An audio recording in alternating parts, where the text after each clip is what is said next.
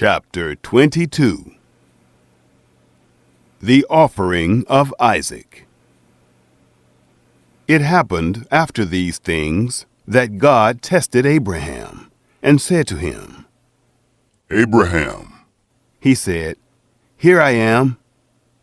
He said, Now take your son, your only son, whom you love, even Isaac, and go into the land of Moriah. Offer him there for a burnt offering on one of the mountains which I will tell you of. Abraham rose early in the morning and saddled his donkey, and took 2 of his young men with him, and Isaac his son. He split the wood for the burnt offering, and rose up and went to the place of which God had told him. On the 3rd day Abraham lifted up his eyes and saw the place far off. Abraham said to his young men, Stay here with the donkey. The boy and I will go yonder. We will worship and come back to you. Abraham took the wood of the burnt offering and laid it on Isaac his son. He took in his hand the fire and the knife. They both went together. Isaac spoke to Abraham his father and said, My father. He said, Here I am, my son. He said, Here is the fire and the wood, but where's the lamb for a burnt offering? Abraham said, God will provide himself the lamb for a burnt offering, my son. So they both went together. They came to the place which God had told him of. Abraham built the altar there, and laid the wood in order, bound Isaac his son, and laid him on the altar, on the wood. Abraham stretched forth his hand, and took the knife to kill his son. The sacrifice averted. The angel of Yahweh called to him out of the sky, and said, Abraham, Abraham. He said, Here I am. He said, Don't lay your hand on the boy, neither do anything to him. For now I know that you fear God, since you have not withheld your son, your only son, from me. Abraham lifted up his eyes and looked, and saw that behind him was a ram caught in the thicket by his horns. Abraham went and took the ram, and offered him up for a burnt offering instead of his son. Abraham called the name of that place, Yahweh will provide. As it is said to this day, on Yahweh's mountain it will be provided. The angel of Yahweh called to Abraham a second time out of the sky, and said, I have sworn by myself, says Yahweh, because you have done this thing, and have not withheld your son, your only son, that I will bless you greatly, and I will multiply your seed greatly, like the stars of the heavens, and like the sand which is on the seashore. Your seed will possess the gate of his enemies. In your seed will all the nations of the earth be blessed, because you have obeyed my voice. So Abraham returned to his young men, and they rose up and went together to Beersheba. Abraham lived at Beersheba. Nahor's sons. It happened after these things that it was told Abraham, saying, Behold, Milcah, she also has borne children to your brother Nahor, Uz his firstborn, Buz his brother, Kemuel the father of Aram, Keset, Hazo, Pildash, Jidlaph, and Bethuel. Bethuel became the father of Rebekah. These 8 Milcah bore to Nahor, Abraham's brother. His concubine, whose name was Reumah, also bore Theba, Gayam, Tahash, and Maacah. Chapter 23. The death and burial of Sarah. Sarah lived 127 years. This was the length of Sarah's life. Sarah died in Kiriath Arba, the same is Hebron, in the land of Canaan. Abraham came to mourn for Sarah and to weep for her. Abraham rose up from before his dead and spoke to the children of Heth, saying, I am a stranger and a foreigner living with you. Give me a possession of a burying place with you, that I may bury my dead out of my sight. The children of Heth answered Abraham, saying to him, Hear us, my lord. You are a prince of God among us. Bury your dead in the best of our tombs. None of us will withhold from you his tomb. Bury your dead. Abraham rose up and bowed himself to the people of the land, even to the children of Heth. He talked with them, saying, If it be your mind that I should bury my dead out of my sight, hear me, and entreat for me to Ephron, the son of Zohar, that he may give me the cave of Machpelah, which he has, which is in the end of his field. For the full price let him give it to me among you, for a possession of a burying place. Now Ephron was sitting in the middle of the children of Heth. Ephron the Hittite answered Abraham in the hearing of the children of Heth, even of all who went in at the gate of his city, saying, No, my lord, hear me. I give you the field, and I give you the cave that is in it. In the presence of the children of my people I give it to you. Bury your dead. Abraham bowed himself down before the people of the land.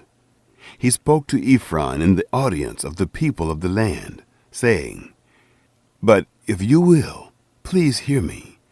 I will give the price of the field. Take it from me, and I will bury my dead there. Ephron answered Abraham, saying to him, My lord, listen to me. What is a piece of land worth 400 shekels of silver between me and you? Therefore, bury your dead. Abraham listened to Ephron. Abraham weighed to Ephron the silver which he had named in the audience of the children of Heth, 400 shekels of silver, according to the current merchant's standard. So the field of Ephron, which was in Machpelah, which was before Mamre, the field, the cave which was in it, and all the trees that were in the field, that were in all of its borders, were deeded to Abraham for a possession, in the presence of the children of Heth, before all who went in at the gate of his city. After this, Abraham buried Sarah his wife in the cave of the field of Machpelah, before Mamre, that is, Hebron, in the land of Canaan. The field and the cave that is in it were deeded to Abraham for a possession of a burying place by the children of Heth. Chapter 24. A wife for Isaac. Abraham was old and well stricken in age. Yahweh had blessed Abraham in all things. Abraham said to his servant, the elder of his house, who ruled over all that he had, Please, put your hand under my thigh. I will make you swear by Yahweh, the God of heaven and the God of the earth, that you shall not take a wife for my son of the daughters of the Canaanites, among whom I live. But you shall go to my country and to my relatives, and take a wife for my son Isaac. The servant said to him, What if the woman isn't willing to follow me to this land? Must I bring your son again to the land you came from? Abraham said to him, Beware that you don't bring my son there again. Yahweh, the God of heaven, who took me from my father's house and from the land of my birth, who spoke to me and who swore to me, saying, I will give this land to your seed. He will send his angel before you, and you shall take a wife for my son from there. If the woman isn't willing to follow you, then you shall be clear from this my oath. Only you shall not bring my son there again. The servant put his hand under the thigh of Abraham his master, and swore to him concerning this matter. The servant took 10 camels of his master's camels, and departed, having a variety of good things of his master's with him. He arose and went to Mesopotamia, to the city of Nahor.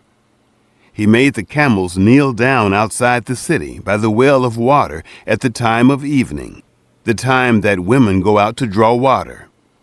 He said, Yahweh, the God of my master Abraham, please give me success this day, and show kindness to my master Abraham.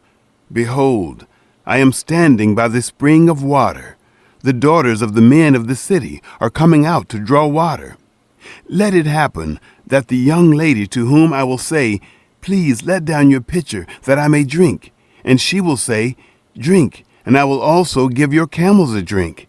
Let her be the one you have appointed for your servant Isaac. By this I will know that you have shown kindness to my master. Rebekah is chosen. It happened, before he had finished speaking, that, behold, Rebekah came out, who was born to Bethuel, the son of Milcah, the wife of Nahor, Abraham's brother, with her pitcher on her shoulder. The young lady was very beautiful to look at, a virgin, neither had any man known her. She went down to the spring, filled her pitcher, and came up. The servant ran to meet her and said, Please, give me a drink, a little water from your pitcher. She said, Drink, my lord. She hurried and let down her pitcher on her hand, and gave him drink. When she had done giving him drink, she said, I will also draw for your camels, until they have done drinking.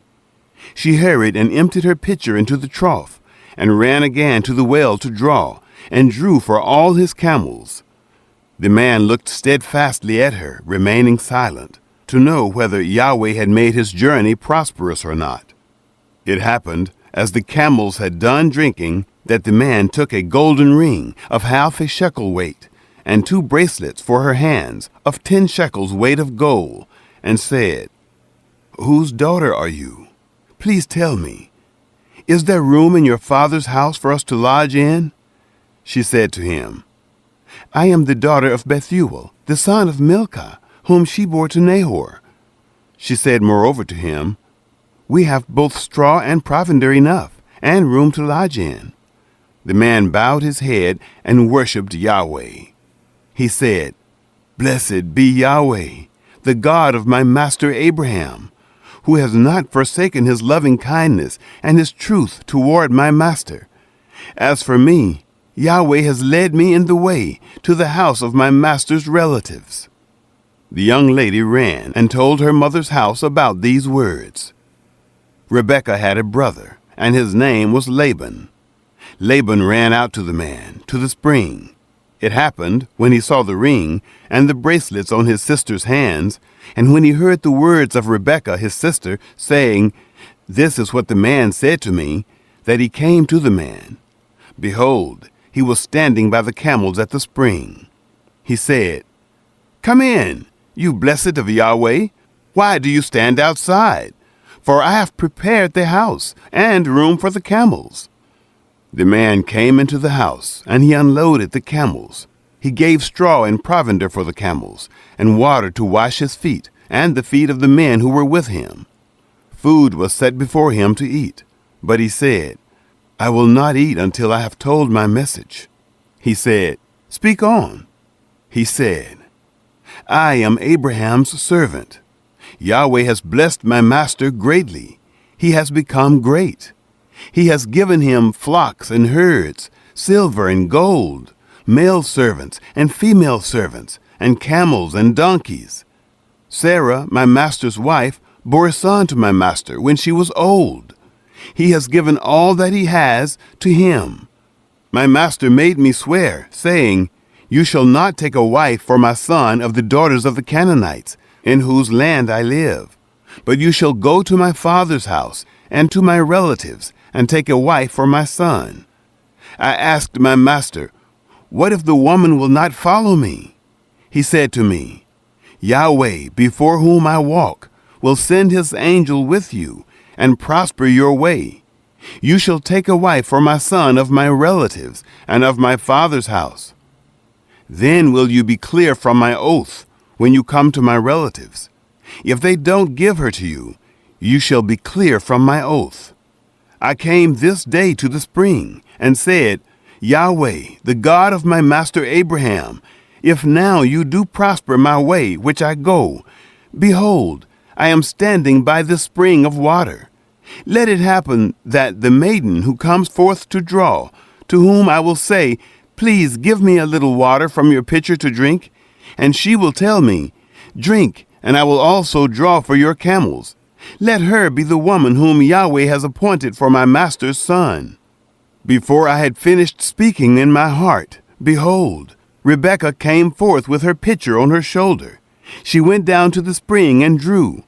I said to her, Please, give me a drink.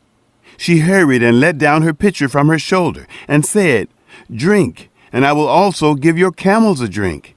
So I drank, and she also gave the camels a drink.